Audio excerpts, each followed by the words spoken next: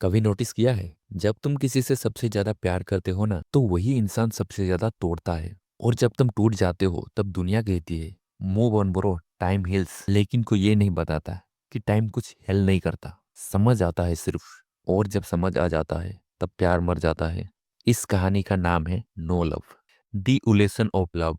एक लड़का अकेले रूम में फोन हाथ में ओल्ड चैट्स स्क्रॉल कर रहा है। पहले लगता था प्यार का मतलब होता है केयर, लॉयल्टी, सेक्रीफाइस।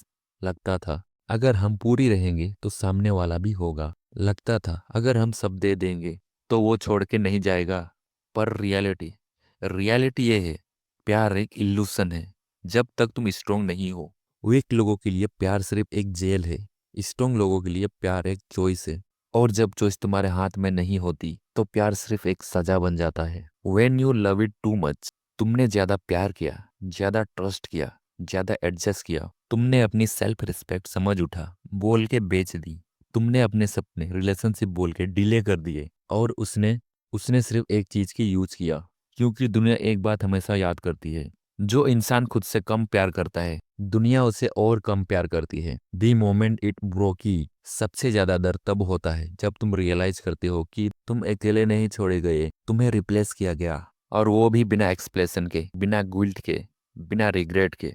तब समझ आता है प्यार का मतलब साथ रहना नहीं होता।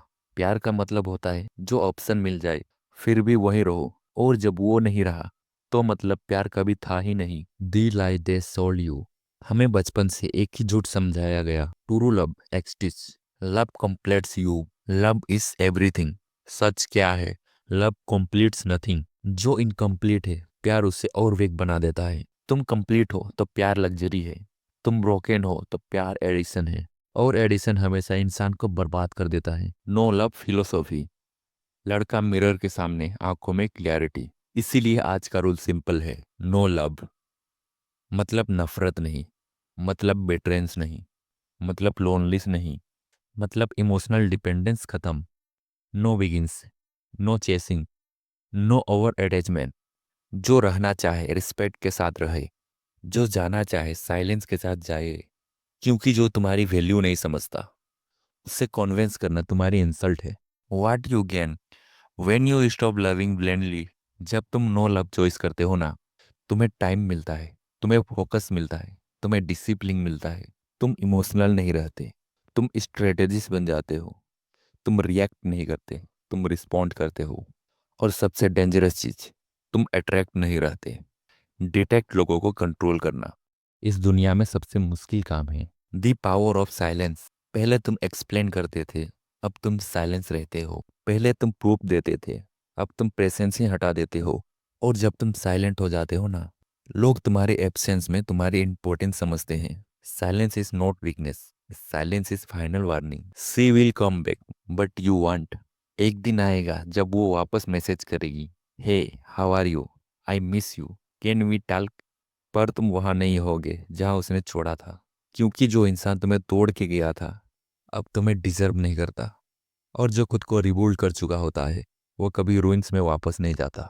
Love versus respect. याद रखना, लोग तुमसे प्यार इसीलिए नहीं करते क्योंकि तुम अच्छे हो। लोग तुमसे प्यार करते हैं क्योंकि तुम रियर हो।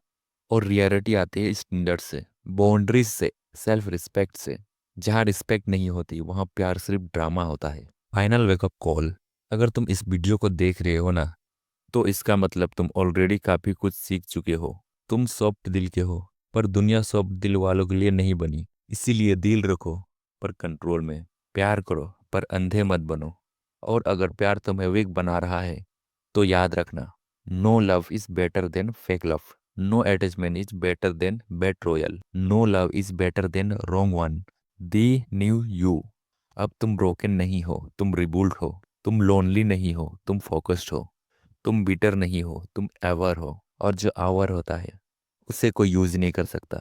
This is not heart break, this is awakening, this is no love.